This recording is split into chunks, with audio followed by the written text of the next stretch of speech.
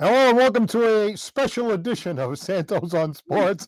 Along with my partner, Chris Santos, I'm Paul Santos. We'd like to thank Scotty's Pub, Citywide Glass, Lakeville Athletic Club, and attorney John B. Seed for being our sponsors. I thought this was going to be a night to celebrate tonight, Chris. You know, we come on, little special thing, the Red Sox popping the champagne again, go to the next round, and all of a sudden, right down the chute. Well, this is a late night special for us, no doubt about it. And whether you're a Red Sox fan or Yankee fan, I mean, just two good games to watch. Pitching duels, number one. Basic fundamentals. I thought the Red Sox had their opportunity there with first and second. Raphael couldn't get the bunt down, and then the next play, Chisholm makes the play, but they held the runner up. And I think you got to take the turn. You got to see where that throw goes. And if that ball is bobbled in any way, you head for home. And they did not do it. And I thought that was a base running error by the Red Sox. That would have took the lead, might have done a little bit different. But that being said, I thought Cora did a pretty good job. I think he realized what was happening out there with Bello, knowing that this was a stacked lefty lineup of the Yankees tonight. And he says, okay, let me see what happens the first time around. And then the second time around, he knew what was coming up. And he sat back and said, you know what? I got some bullpen guys that are good lefties. I'm going to throw them in and see if I can manage this analytically and find a way to sneak a win. They almost pulled it off, but that's why they play the game. They get beat. There will be a game 3 tomorrow night. Same time, same place, same channel. That's right. Hey, these games have just been so exciting, down to the wire thrillers. Last night, right? How about when Chapman had the bases loaded with nobody out and somehow got out of it? And then you take a look at tonight, tie game going into the bottom of the 8th inning. I mean, these are fantastic games. And this is really what makes, you watch the games all regular season and it comes down to these important games. That's what makes sports so much fun. Yeah, I was talking about this particular series, before it started with a couple of my friends. And if you look on paper, Paul, no offense to the Red Sox fans, this Yankees lineup is pretty stacked. And, when you look at the Boston club and you're looking at, Ref Schneider, Sogard, Eaton, Lowe, some of the guys they got, you kind of say, wow, how is this team even in the playoffs? But, they're here. They've done it all year long. There's no Anthony. Abreu was banged up. Bregman was playing probably the best out of everybody. Story's finally had a healthy season where he's actually playing some decent ball. So that's nice to see. But, with this lineup and you look at what the Yankees have and what they bring to the table, I mean, 2 through 7 is just dangerous. No matter how it looks, because any one of those guys can just explode and just rip the cover off the ball. So for the Red Sox to get where they are is pretty impressive considering what is on the field right now. So, hey, they're tied at 1. Who knows? Maybe you can try to find a way to pull something out tomorrow. But it'll be very difficult, obviously, in New York. And that was a big momentum swing tonight. That's something that the Yankees will take back. And say, boy, we might have got away with this one. Let's not be like that tomorrow, and let's take it to them. Well, certainly the series is not over, but you're right. The Red Sox are the underdogs. So to pull that win off last night behind that tremendous performance by Crochet and, of course, Chappie at the end there, they squeak one out. Tonight, they really had a golden opportunity to finish the job. And now you've given this powerful Yankee team extra life. And that's what really worries me. Like you say, going into the 3rd game now, the pendulum has kind of swung the other way. You can almost look at it. Maybe the Red Sox had their shot, to knock off the Yankees. And now tomorrow it's just going to be all that much more difficult.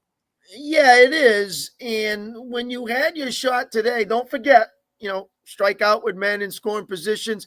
Duran dropped fly ball. That was huge as well. How did they give him a hit on that? Yeah, that was kind of surprising. I mean, I know he fell to the ground, but he just leaned forward and should have made that catch, because any other night I think he pops that in the glove with no problem. So that was very surprising. That gave a run. And, you just can't you cannot give those things to a good team like the New York Yankees. They will take advantage of it, and of course they did, and they find a way to pull this one out. So they have to do a better job defensively, timely hitting, and in base running, fundamentals, all the things that you need in playoff baseball to give yourself a chance to squeak out a game. And this was for the taking. The Red Sox, this is for the taking in this game. They had a great opportunity to pull it off, but they let it get away from them. It's interesting because these games turn on a dime. And, when Whitlock was in there, Whitlock hadn't given up a run in like 15 innings. Yep. And, that ball that went down the right field line, I think the right fielder stayed just a little too deep there. The ball bounced off the fence. And when it came across, it was so far in front of him that he had to run all the way up to get the ball. And then he threw him in and still almost got him at the plate. Now, if that ball doesn't bounce like that, and maybe if he was just a little bit more shallow, maybe he could have nailed that run at the plate. Well, that's tough to say. I mean, you're going down the line. That ball doesn't mean it's going to hit the carom, and doesn't mean that ball is just going to stay right there, too. That could hit the carom and went way out, into right field. So there's different ways that you could handle that. It just went to where it was supposed to be, and they did what they had to do. And the Yankees took advantage, as good teams do. And, they got Judge just hitting singles. That's what you kind of want. You don't want the big bombs out of him. And, you just try to find ways to slow him down. They've done a pretty good job with Stanton and try to get some of those big bats to relax. It's playoff baseball and see what you can do. But when you have your opportunities on the opposite end, you got to find a way to score runs, produce runs, take the lead, and then keep the lead. And unfortunately for the Red Sox, they couldn't get it done. All right. If you'd like to make a comment on our comment line, please do so. If you'd like to call in, it's 774-218-3393. Starting us off tonight is Ben from Dartmouth. Good evening. Good evening, Paul and Chris. Hey, Ben. How are you feeling right now? Livid, but I trust in Game 3, though. You do? I have trust going into Game 3. Yes, always trust on Boston. I mean, we've been in this situation before with the Yankees where we had to force Game 7 in 04. And I know I'm not trying to compare this season to 04, but, I have more faith going into Game 7. Not Game 7, but it's our Game 7 when it comes to Boston. We're already fired up as a fan base. We're already fired up as a team. So I mean, today's game was just the error from Jarren Duran out and left was kind of a big deal maker throughout in the 6th inning of that game. I think was it 6th inning when it happened? Yeah, something like that. Yeah. Yeah, it was something like that. And then that call on that bunt was kind of questionable too. So, I mean, Whitlock too kind of blew the game as well, but always next game. Yeah. Yeah, the Red Sox, I believe, were 6-1 in the postseason recently against the Yankees. So, it's not like they're scared of them, but at the same time, this was a golden opportunity tonight to take a lead and not give up a lead as they did with Duran. And then I still say that base run and play when they dove at first and Rice didn't come up with the ball went right off the player, Yoshida, and then it rolled away. As you turn third, you got to look to see where that ball is. And as soon as you realize Rice misses it, you're taking off and going home. And I could see the first base coach, he's pointing, go, because he saw the ball. Maybe the runner didn't pick up the ball. Maybe he didn't see it. But I still think he could have made that home.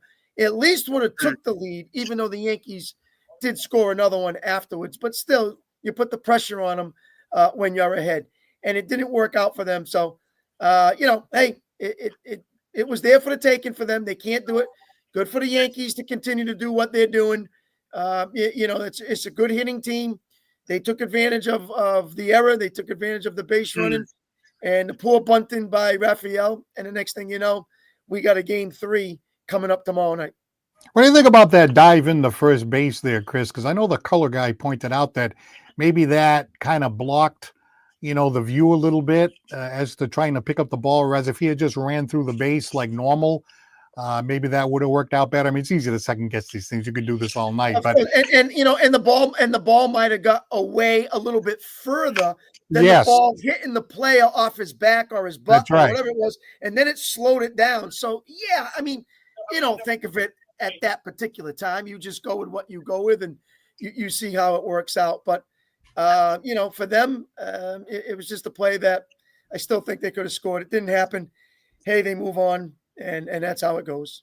Hey, Ben, why are you optimistic tomorrow? I mean, I'm a fan too. I'm a diehard. I'll go right down to the mat with my team. But, are you feeling good going into tomorrow, really? Or are you just trying to be an optimistic Red Sox fan? I would say 50-50, honestly, if you're being honest. Yeah. Because I've seen Boston go through Game 7 like this, and, there all that attention that came into today, not today, but this series in general, because they blocked all the ticketing from Massachusetts residents, Rhode Island residents, and just most of the residents of New England, except for Connecticut. So I think it should be a great game tomorrow. I think it's going to be blood, sweat, and tears. Both teams are going to really battle it out tomorrow. I also just messaged Peter Chase about the game, actually. So he was like, well, one of our teams is going to lose eventually. So, Well, Peter Chase from Dartmouth Community Media, big diehard Yankee fan, goes down to Yankee Stadium every year to watch the game in person. And I'll tell you, he must have been on the edge of his seat tonight like the rest of us. Oh, yeah, he was on the edge of his seat. He was like wishing that they were going to lose this game. So, well, let's see what happens. How's everything going up at Dean College, by the way? Yeah, it's great. I'm having a greet time here. Good for you. We were just watching a game as well with a bunch of 10 kids in the room. So, yeah. All right, Ben. Well, thanks a lot for checking in. We appreciate it. Thank you. Have a great Thank night. you very much. See you. All right, Ben Smith off the college there, hanging around with his college buddies. Now let's see, Paul, Jamie Sylvia.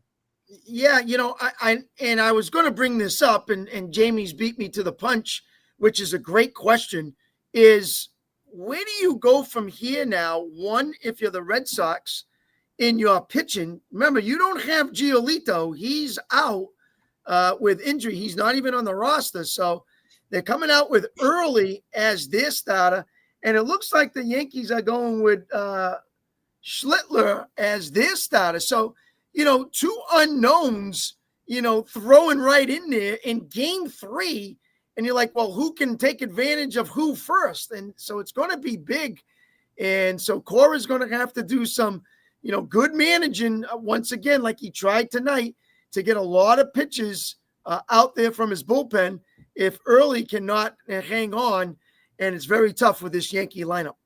The other thing, too, is, I think Cora's got a really nice job last night. I mean, he went right from, obviously his ace right to Chappie last night, which was the right decision. And I know Boone was getting criticized for yanking his guy too soon. Mm-hmm. But how about tonight? I mean, they went through the entire bullpen. And you're going to have to go back to a lot of these guys again tomorrow night if Early can't last. So that could be a big factor.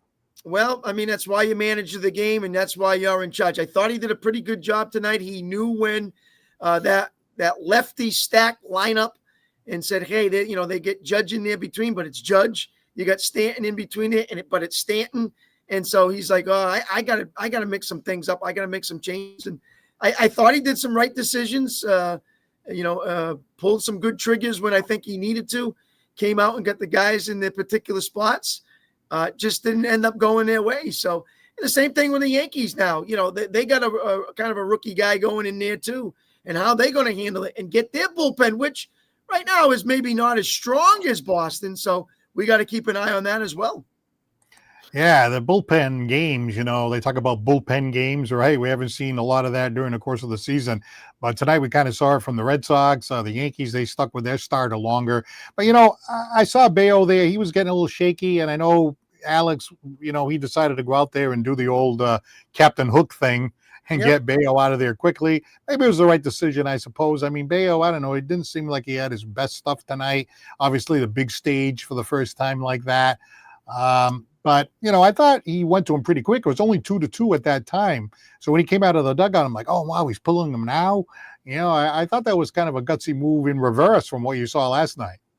Yeah, sometimes, I was discussing this on the phone.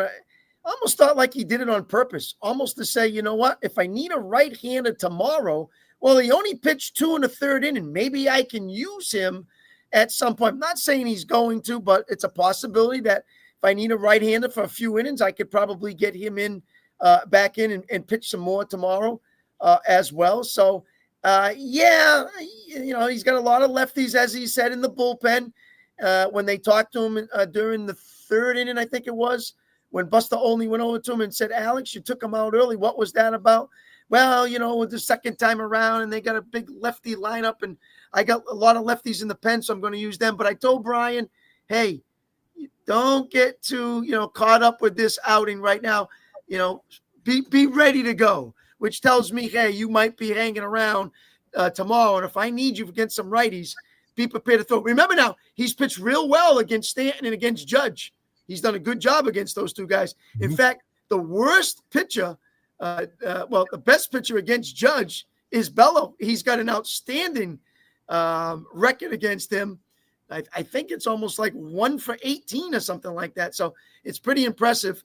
And, maybe he'll keep him around and use him. Who knows? When I see that and I look at that and I say, okay, that's a big factor. Obviously, you have to go with the percentages. Sometimes a particular pitcher's style, doesn't match up good with a particular batter. But a lot of times I look at that and I say, that's only as good until the pitcher makes a bad pitch and leaves one out over the plate, and you can take all that and throw it out the guy out the right down the toilet too. So, and again, Bayo would have to come back 24 hours later, right? Has he ever done that before? I mean, this is no, but I mean, pitches. I'm sure they've done that in the past, and I think he would want to get it done. The Yankees came out very aggressive, Paul. They were swinging at every first pitch, and it was around the plate, and they were just taking advantage of it and really cranking some shots on him. So it's going to be interesting to see how early sets himself from the first pitch in that first inning, if he's got some jitters or not. Well, we're going to see how early people are going to bed here tonight. If you want to get in quick, because we're going to hang on for a little while here to see if we can get your thoughts. 774-218-3393. If you want to chime in with some post-game thoughts here on Santos on Sports. Listen, Lucas tonight. Yeah, Lucas Ferreira's chiming in that that they're going to throw Dan Shaughnessy in Game 3. Yeah. Yeah, that's worth a try, I guess. And then he's trying to say that, hey, maybe Early can be the second coming of John Lester. Yeah, well, you got the left-hander in there that they're going to need to kind of control the bats of the Yankees with their big left-handers.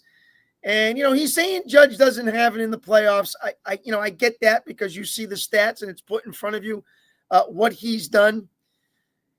And, yeah, he's got 4 hits. He's got 2 singles the first game. He's got 2. He's got 2 this game. Just don't wake a sleeping giant. Just let him hit his singles, and I'll be happy with that, because if he starts mashing the ball, especially to right field, look out. So you just don't want to wake him up. Just let him hit his little ground balls between second and first, or between short and third, and be happy with that, and just leave him alone hitting singles. Yeah, you're talking about the Yankees lineup, unless you watch the game, and I watch a lot of games, and I've seen a lot of Yankee games and stuff like that, but you kind of forget about it until you actually sit there and you're watching pitch. Oh, yeah. If this guy comes up and then that guy comes up, it's like, wow, this guy's dangerous. This guy hit 30 home runs. You got Stanton, you got, obviously Judge, you got a lot of these different players. I'm like, wow, it's true. The Red Sox have more like, the same kind of hitter throughout, a lot of like scrappy guys, you know what I mean? But not the same kind of danger that the Yankees have. No, I mean, you look at Chisholm, the guy's had over 30 home runs. Rice came in today. He belted one. He's good. Obviously, Bellinger, what he's got, and then Chisholm back in the 6th hole. And then you throw Judge and Stanton from the opposite side. I mean, those are just dangerous 1 through 6 hitters, no problem. You sneak one in from Volpe, maybe Wells. McMahon came in. They picked McMahon up from Colorado to give him another lefty bat. He's got a little pop as well. He's got about 20 homers or more. So, yeah, it's a deep lineup, and they can bang the ball around.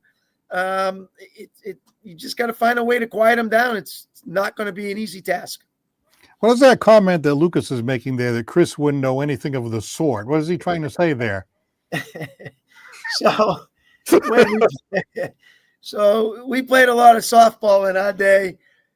Me and Lucas's father, who you Yes. know real well, Mr. Butch Ferreira. And I used to kid with Butch later on in his playing career when Butch's home run stats went down to more of becoming a singles hitter than he was a home run hitter like he used to be. And so I said, well, we're all getting old. Maybe you'll just be a singles hitter. So we used to laugh about it. And every time he got a hit and he got a single, I used to say, there he is, the biggest singles hitter I ever saw.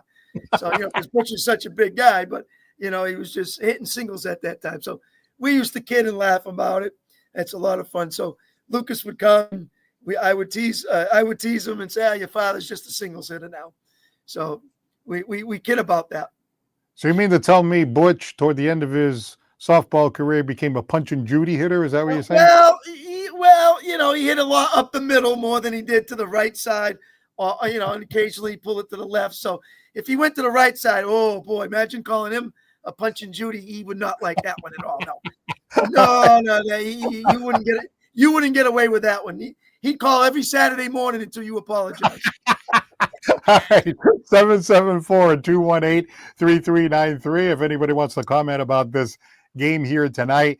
We didn't have a chance to talk about last night's game, but what an unbelievable performance by Crochet. Wasn't that just a great thing to watch last night? Well, listen. This is why you went go get him, okay? Right. You sat back and said, he played for the White Sox, remember? He's not playing for the Yankees, the Dodgers, or some special team. He was with the White Sox. So now you're thinking with Chicago, does he have what it takes to go up against the big boys? Does he have what it takes to go over 100 pitches? This is playoff baseball now. This isn't regular season with the White Sox. So it was a test, and I think he passed with flying colors. The Sox, and knowing that, hey, we have an ace. We got to lock this guy up, and we let the reins out and let him do what he had to do. And he performed when he needed to. So that was a very good outing for him. Very good outing. All right, let's go back to the phones. We have Lucas from Charleston, South Carolina. How's it going? Well, it would be a lot better if we could get a bunt down and we could catch a fly ball in left field and we could run the bases. If you can't do the basics, then what can you do? Yeah, there's 3 good examples right there. And it was in that order. And I think that, you can talk about it all you want, but if you can't get the bunt down, if you can't catch a routine fly ball in left, or even if you don't call it routine, I think it still should have been caught. And if you can't run the bases and you're not going to be heads up, I know a lot of these guys are backups to the backups in Worcester, and we probably shouldn't be in this spot. But, if you're a single-A player, you should be able to get a bunt down. If you're a single-A player, you should be able to run the bases. And I'm going to be quite honest with you, 95% of the people that play in the outfield in the MLB are making that catch 10 times out of 10. So, all due respect to everybody, you got to do the basics. And you should be 2-0 and moving on to Toronto. Lucas, would you come up with just basic plays? You're in trouble now because you got who knows on the mound for the rest of the way in Game 3. Let's talk about the year, Lucas. But even in the playoffs, I know a lot of guys jumped on him, but how good has Cora been with this lineup and injuries and the trade of Devers and the things that he's done just to get them in the playoffs? You're talking about single A guys, double A guys, triple A guys, and making it against the Yankees and have a shot to beat them. I think he's done a pretty good job with that lineup is average at best. I think we were blessed with Francona for a lot of my younger years, and of course the chicken and beer thing happened, and you found out real quick that someone on the other side of that wasn't good. And then, I wasn't a Patriots fan, but you grow up around Bill Belichick for a period of time, and I'm not saying Cora's in that conversation because he doesn't have 6 Super Bowls, but I start to think that the way he pushes the buttons, I've never seen a team like 2018 ever in the MLB just from start to finish with the way it's set up now with the expansion, like finally full set in the 2000s, just start to finish, run the table. And then he's done it the other way now too, where he's done a lot more with less. So he can do it both ways. He's probably the most valuable piece in that Red Sox organization. There's some really good players, but look no further than that man in dugout. Well, it's interesting too because when the Red Sox were 3 or 4 games under 500, there were people calling for his head. Sure Imagine were. that. Sure Yeah. were. And a I team where mean, he not knew he all had of us injuries. are created Yeah. equal on the education and IQ equilibrium either. So, I Ooh. mean, some fans are smarter than others. I don't. Now, I'm not. Now, if there's anybody in any of these chairs right now that I'm throwing shade at, I don't know. I'm not always doing it, but I just think that's crazy. I just think that you just can't put a price on the baseball intelligence that he has. And I would say that there's a lot of people that will say go with the analytics, and there's a lot of people that say go with analytics and true baseball management. And I think he does both. And for the percentages that he's able to pick one or the other, go make the right choice, whether it be based off the percentages and righty lefty, or I mean, I know they don't favor bunting and moving runners over. Of course, it didn't work out tonight. He does both very well, and I think you have to manage doing both because you can't live by one and live and die by one. And he's able to do both very well. And I think he's done that with talented rosters, and he's done that with rosters like this, made up and comprised of players that were just like him in his playing days. So, Paul, it's interesting too. That dugout, there's few better. Yeah, and Lucas can tell you too. If you watch closely, when you looked in that dugout, you saw a lot of guys on the iPads. You saw a lot of guys on the laptops checking out what pitches they're throwing, where they're throwing, how they're throwing it to them. Even these guys, the technology now, they can sit right there during the dugout, watch what's going on. Hey, he threw this on the first pitch to this guy. Oh, wait a minute. He threw it on the first pitch to this guy. So now when I get up, oh, wait a minute. Maybe he's going to throw it here. So there's a lot going on there that you don't see when they're just hanging out in the dugout. But they showed it a lot tonight. And a lot of guys had iPads and they were checking out what was going on with the pitching and the placement of those pitches. Well, not just him either, but his staff as well. You talk about the pitching coach staff, and you look at the bullpen, and a lot of guys have been throwaway arms. I mean, Justin Wilson comes out and does a very, very good job as a left-hander. He's been cut multiple times, including multiple times by the Yankees. But they said that he was throwing his cutter more, and he found success with that. Now that doesn't happen by accident. You get in the lab and you work through those things. And I mean, there's a lot of stories like that. But like I said, I think the ability to coach moments, but also coach the numbers is something you have to do in today's game, in today's day and age. And I think Cora does it very well. So, Lucas,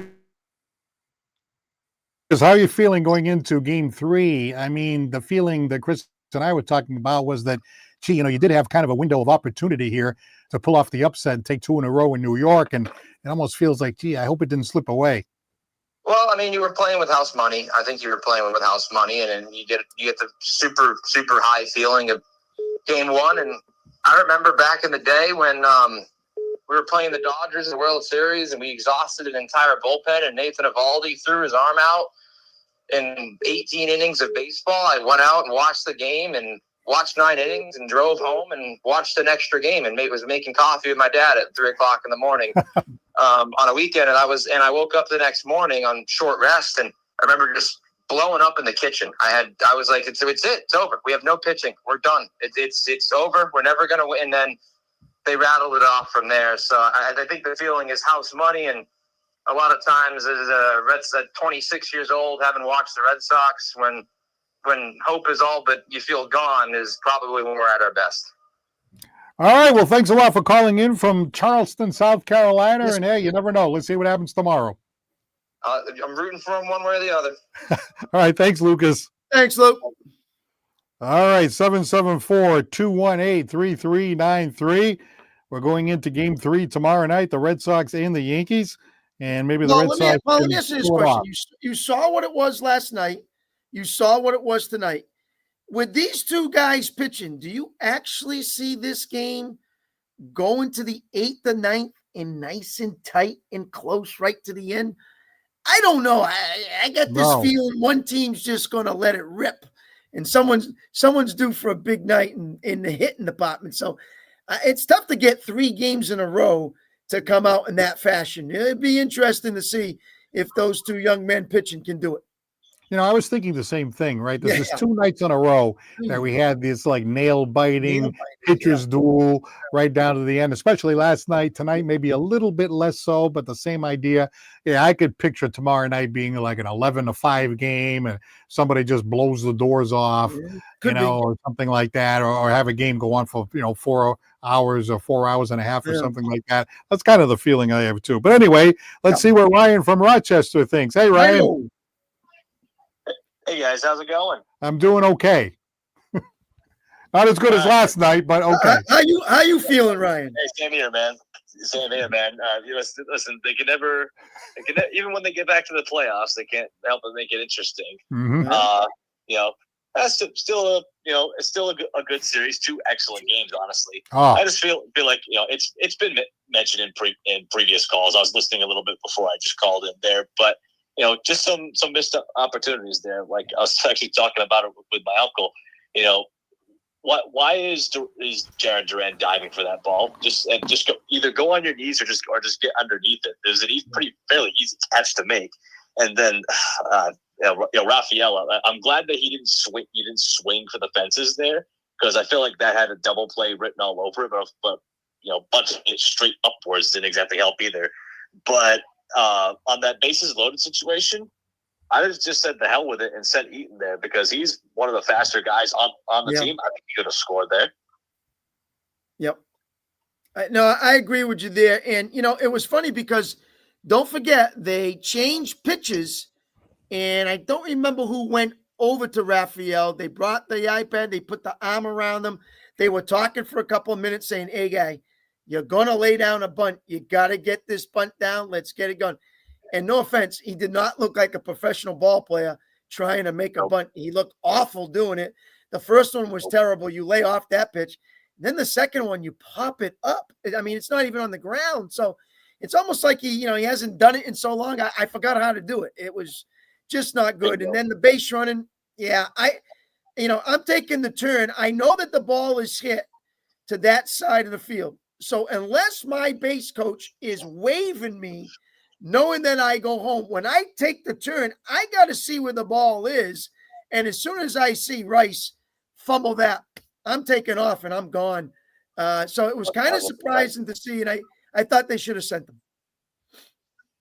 That's the second time this season we've seen that too. I forgot when it was during the regular season. I want to say it was either it was Baltimore or maybe Colorado where they ended up losing the game, like in the ninth inning for that exact reason.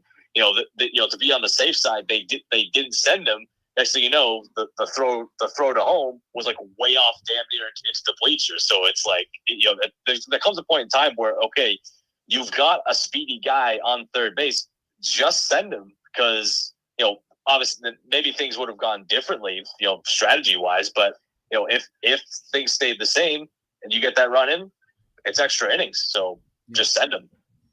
It almost looked like in the replay, he was coming around third and he was kind of hesitating and he had difficulty picking up the ball. And then, as you talked about before, that dive into first base and the ball kind of nipped the runner as the ball was going by. Yeah, exactly. And then, if he had ran through the base, the ball would have bounced farther away. I think he had trouble picking up the ball. He hesitated for a second, and that was just enough.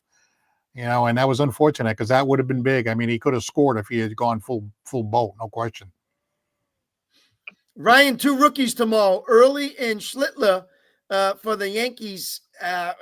What do you see out of these 2 guys?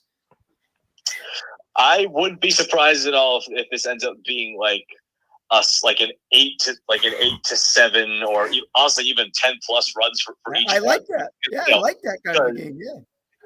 Yeah, because I mean, listen, honestly, it could be like a 1-0 shutout too.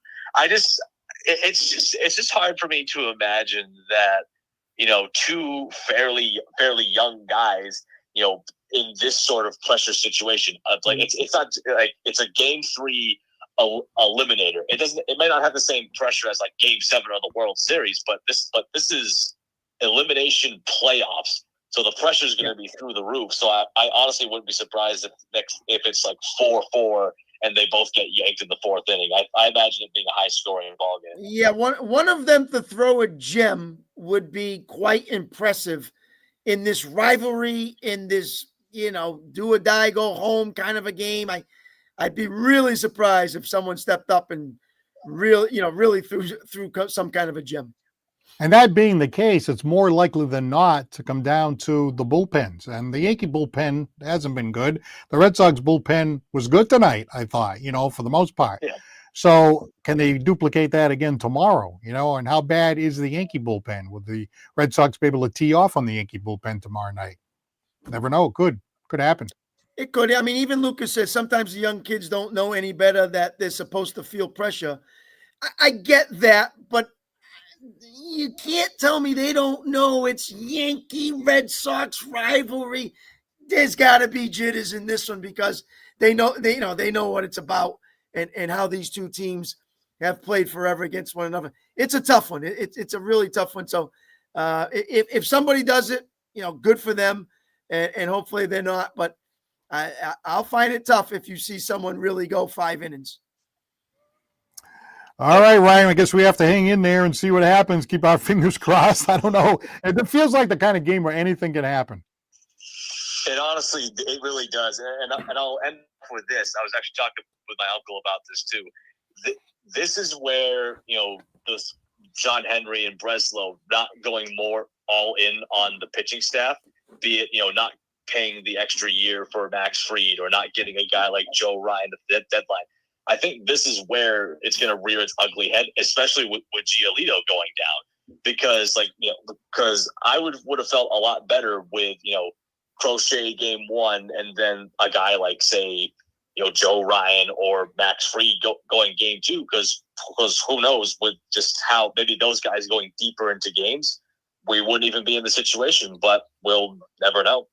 Well, that's true, but you didn't know that Giolito was going to go down. That's a bad injury because I think definitely he starts game 3, maybe even would have started game 2 and put Bello at 3. So, that's a tough break, but they could have gone with a little bit of depth. Like you said, Joe Ryan would have been a nice one because I had him on my fantasy baseball team, and he barely pitched at all for the Twins in this last month. So there was a guy just sticking around over there, not doing too much. So, it would have been a good chance, but Giolito was a key. They really could use him definitely to start tomorrow. There's no doubt. Roman Anthony, of course, Well, yeah, I mean, injuries happen. That's part of the game, and hopefully you thought you might be able to get him back at least for the playoffs. It didn't pan out, unfortunately. And again, it goes to show what Cora has done with a group of, no offense, no-namers in my book, except for Bregman, because you can say Trevor Story, but Trevor Story played decent in Colorado, but that was like 5, 6, 7 years ago. And right. He was doing nothing. He was always injured.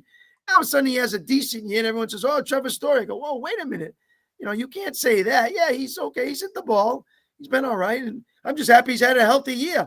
But after that, I mean, like I said, Eaton, Sogard, Lowe, Ruff Schneider, Navarez. I mean, guys, you picked up from other teams and say, let's get this group together. And I think they've done a great job of making it this far.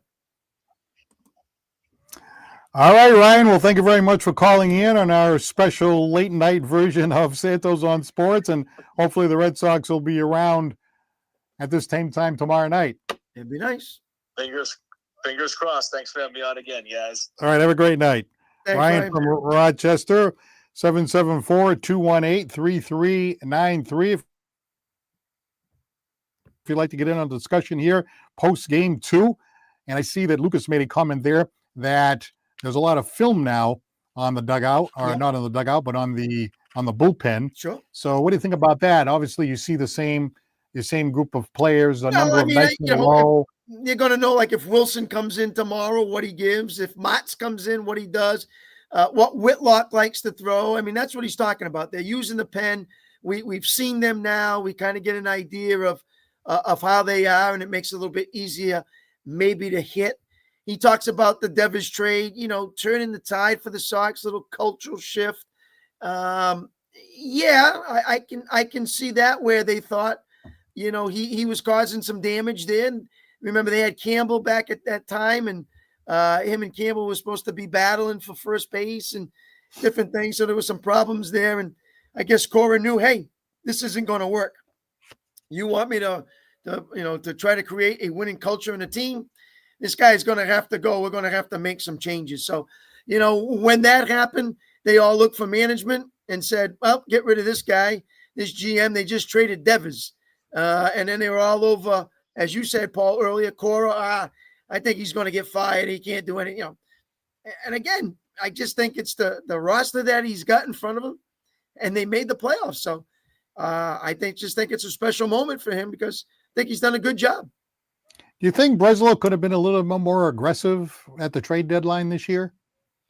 Well, as Ryan said, yeah, there might have been a pitcher. You can always use pitching, Paul. Pitching, especially in the playoffs, you can always come up with a pitcher. So, and injuries is a part of the game. So if somebody gets down, as Giolito did, yeah, maybe a Joe Ryan could have stepped in, or one of these other guys that was out there that maybe they could have go grab. So it's, I guess a possibility.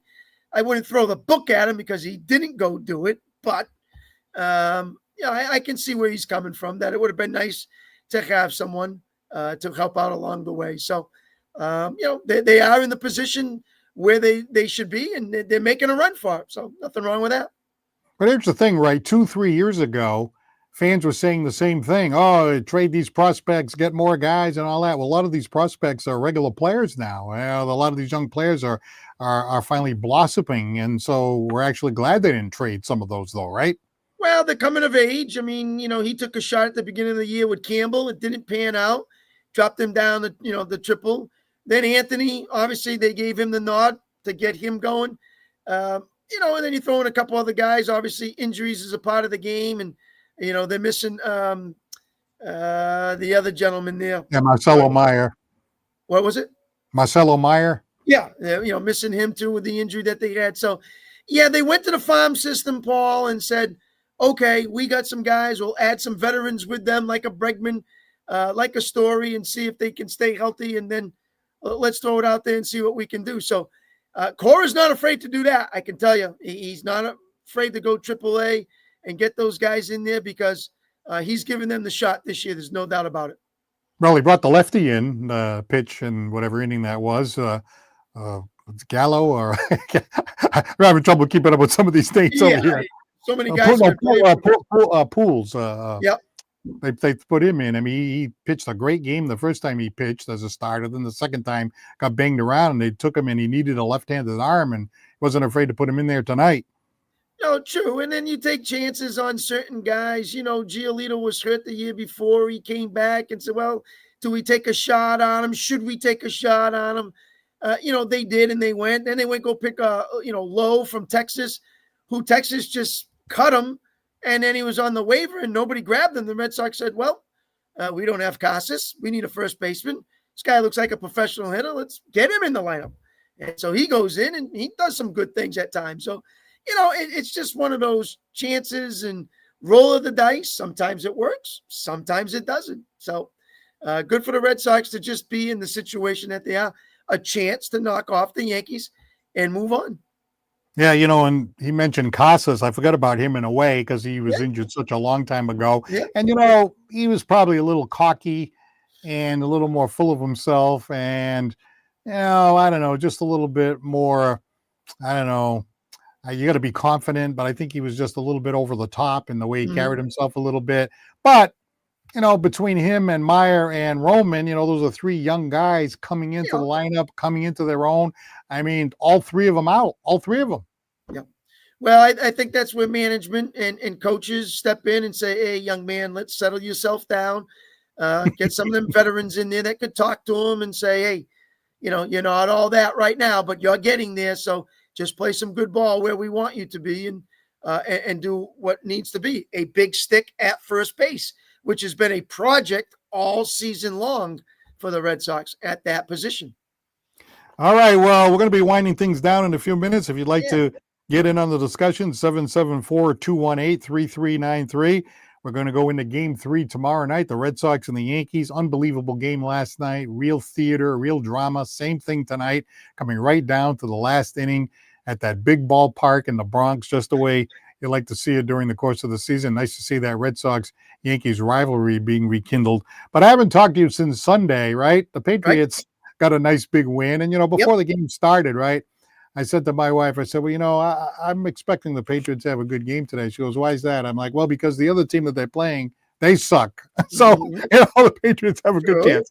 So they did. And hey, they had a good game. They're 2-2. I think you and I are probably right around where we thought they would be at I think this we point in said the that. season. I think we Yeah, said I like think we're 2-2. Maybe not quite exactly the same way to get the 2-2, but we're still at no, 2-2. but you're still 2-2, and We're still two we and two. definitely So, said they will be 2-3 after this week yeah, because right. they're playing against the Bills. So this is I'm not going to say a make or break, Paul, but this is a game where we'll tell you if the Patriots are improving Mhm. from week 1 to week 5, because this is a team that's supposed to be top notch, Super Bowl contenders, a team that can win the AFC. So if the Pats keep it tight, stay close, look good with them, hey, wait a minute, we may have something here. If they get blown off the map, it's back to step one, in my opinion, because it's a division rival, and this is a game that you really need to show yourself to say we're not that bad. I know they beat the Panthers, and the Patriots have an little more easier schedule this year than normal, but this is a game where you got to make some kind of a statement on the road and keep it tight and be in the ball game. And May performs well. He's got good stats. He does all the things like he did this last Sunday. So we'll see how that turns out. Seems like they did a lot of good things on offense, particularly, Yep. this time around. Now, again, they got a lot of help from the special teams, Special which took the teams, big. pressure off a little bit. Yes. So that helped a lot, Sure. Well, So it's a lot easier. more things are going to happen, obviously, when you got a 14-21 point lead than it is when you're down 14 or Right. it's a tie game. So you can be a little bit more explosive. And hey, listen, that's all phases of the game, and that's how it is. And Belichick used to say it all the time. It's not about just one side. It's offense, defense, special teams, kicking the ball. All these things have to gel, all come together. Turnovers, flags. The week before against Pittsburgh, probably should have won the game, Paul. How many turnovers you're going to do in that game? So they could be 3-1. Let's put it that way. This week, big test. Let's see how they perform. Talk about house money, huh? I mean, nobody's expecting them to win that game. So it's sort of like, give them a run for their money. You know what I mean? See what happens. You never know. Buffalo could look at it as a game that they're looking past them a little bit. I mean, you would think they wouldn't do that. They've been around. They got a lot of veterans there. So chances of that happening are probably not that good. But hey, you never know. Sometimes you catch your team off guard, and you can hang around for a while and make it interesting. Definitely, it's a tall task, but it's a division rival. Usually, when it's like that, even if you don't have the best of the teams that you've normally had in the past, you still find a way to make it competitive. Let's see if the Patriots can do that. I mean, they're like probably a 9 or 10 point underdog, going into the game. You got to expect that. So hopefully they can keep it tight. Yeah, how about that game that Stephon Diggs had? That was nice to see him kind of explode a little bit. Well, you can look at a lot of those guys. I mean, look at a game Will Campbell had. He's not letting anybody get to May on that particular game and put pressure on him and all that. So there's a bonus for him to say, hey, we developed somebody that's had a good game. Let's keep him going. Stevenson, not fumbling the ball this time. They gave him the ball, even though, Vrabel said, I know he had his issues. I'm not going to go away from him. He's okay. He will continue to run the ball, and he still did. So, there's a lot of positives you can take out of that win and hopefully carry it over to this week. I think they gave him the ball in the very first play. Didn't they? It was one of the first plays. I'm looking like, is that Stevenson? I'm like, oh my God, if he fumbles the ball again, the people are going to go crazy. He said he was going to do it, so he did it. Well, I noticed the first time he carried the ball, I swear to God that once he got past the line of scrimmage, he was holding that ball like, it's like, there was no way in hell anybody was going to get that ball, Yep. I think Belichick would have had him walking around with the ball all week. You know what I mean? Taking home with him. You have to hold on to that ball all week. Listen, if it was Belichick, he probably wouldn't even be in the lineup. He'd probably be on the bench, and he'd say, "Hey, I'm going with somebody else." But they took a shot, and Vrabel said, "Hey, we're going to give it to him." So yeah, he was carrying the ball. We'll see what happens on Sunday. Hey, by the way, and I'm watching that Cowboys game, and I almost took a picture of my It Factor sign to send to you because Dak finally came through with the chips on the table there. Well, let's not get carried away because, a tie's like kissing your sister out here in football. So, unfortunately, hey, it's a tie. We scored 40 points, but I think I could get a high school team here in Massachusetts that can score against the Dallas defense because that's how bad they are. Yeah, he did march him down the field in the end there, though, which I thought, even though it ended up with a tie after. But, I thought he came down the field and, scored a big touchdown right at the end there. Yeah, he did, and that's nice to see. And even without CeeDee Lamb, his best player, and he went with Pickens and a couple of the other guys. So to get more people productive and score points, hey, that's all you can ask for. And now you got to find a way to play some defense because right now they can't stop anybody. A lot of times you see in the NFL, it happens in a lot of these games, right? Somebody takes the lead, right? They get the lead and they're all celebrating. And I look at the clock and it's like minute 20, minute 15 left, 3 timeouts. And I'm like, hey, guys, take it easy. I think they scored too early. You know what I mean? And actually in a Cowboys game, I was kind of thinking that too. Like, hey, you guys, I see Jerry Jones celebrating and everything else. I'm like, wait a minute. This game's not over here. No, I mean, you try to run the clock the best that you can and take timeouts. But if a situation opens up where, there was a hole he ran through to get in or a pass the guy was open, you take advantage of it and you hope that you rely on your defense to win the game. But sometimes that doesn't work out for you. Well, tomorrow night, game 3 for all the marbles, the Red Sox and the Yankees to see who gets past the wild card round and into the division round. And I guess looking at it, well, at least Chappie is rested tonight. They didn't use Chappie tonight, so I don't know how many innings you can get out of Chappie. Maybe if the Red Sox have a lead or something, they'll put Chappie in like the 7th inning or something, because they got to make it to the 9th inning somehow, right? Well, with those 2 young starters, it'll be interesting to see if this game is actually tight because Early and Schlittler, we don't know too much about them. It'll be interesting with their playoff experience to see if they can even keep a game close. Or will the bats really show up tomorrow?